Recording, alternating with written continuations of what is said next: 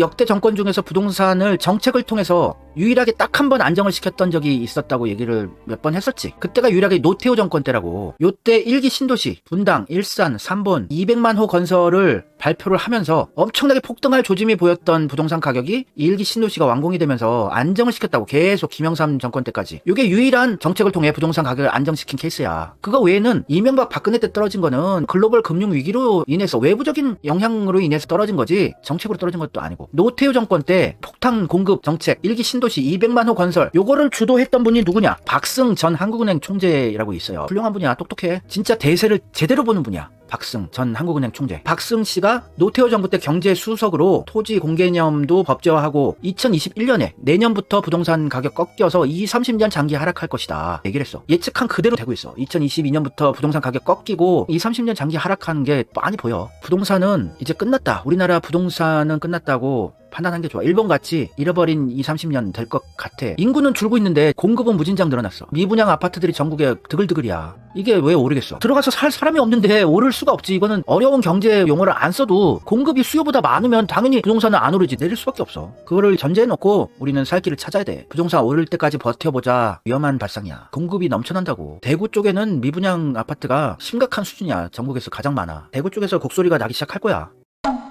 박승 전 한국은행 총재가 이런 얘기를 했었지. 서울 집값은 역사상 제일 비싼 상태다. 부동산 투기는 후손들의 소득을 빼앗는 짓이다. 투기로 집값, 땅값 올려놓는 건 미래 세대의 꿈을, 희망을 빼앗는 거다. 제로금리에 유동성이 무한정 팽창하다 보니 불가피하게 집값, 땅값이 오른 것이긴 하다. 하지만 이게 마지막이라고 본다. 마지막 파티 한 거야. 문재인 정권 때. 부동산 투기 파티. 전 세계에서 유일하게 한국만이 부동산 중심국으로 남아있는데 이제 끝날 것으로 본대. 2021년에 예측한 대로 되고 있고. 2021년 기사니까 서울 아파트 값은 지금도 오르는 중인데요. 그러니까 오세훈 서울시장이 재건축을 부추기고 GTX 따라서 들썩이면서 잠정적으로 오르는 거지 추세적으로는 이미 끝난 거다. 2022년부터 하향 안정으로 갈 텐데 그게 10년이 아니라 20년 30년 장기 하락 안정으로 갈 거라는 게 내 판단이다. 박승 한국은행 총재는 유일하게 부동산 가격을 안정시킨 경제 전문가야. 20-30년 장기 하락 안정으로 갈 것이 빤히 보일 수밖에 없어.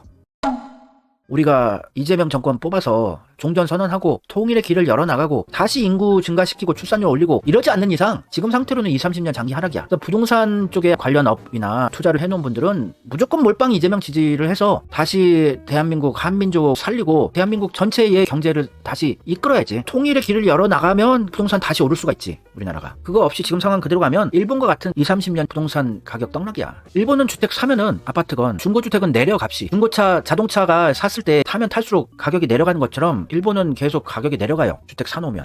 왜 그렇게 20-30년 장기 하락 안정으로 간다고 생각하십니까? 3기 신도시 이게 엄청난 규모래. 2021년 하반기부터 분양이 시작되면서 여기서 한번 꺾인다. 그리고 금리 2021년 한 번 내지 2번 금리 인상이 있을 것이다. 올해 안에 2번은 올려야 한다는 게 내 생각이다. 미국도 빠르면 2022년 하반기부터 올릴 것이다. 대세가 금리 상승 쪽이다. 이것도 다 쪽집게로 맞췄잖아. 금리 막 올랐잖아 지금. 그러면 지금 제로 금리가 2-3년 뒤에는 2-3% 되어 있을 것이다. 집값이 어떻게 되겠나. 가계부채 문제가 부상하고 깡통 전세가 속출하고 지방에 막 지은 건 분양이 안 돼 애물단지가 될 것이다. 다 맞췄어. 2021년 기사인데 예측한 그대로 돼 있어. 세 번째가 더 큰 문제다. 10년 뒤에 인구가 본격적으로 감소하기 시작한다. 일본처럼. 일본 집값은 작년 올해 올랐지만 20년 전보다 떨어져 있다. 인구 때문이야. 도쿄 인근의 일부 신도시는 빈집이 30%다. 30평 아파트가 우리 돈으로 2-3천만 원이다. 부동산은 이재명으로 몰빵해서 통일의 길을 열어가고 내수 경기를 살리고 이러지 않는 이상 오를 수가 없어.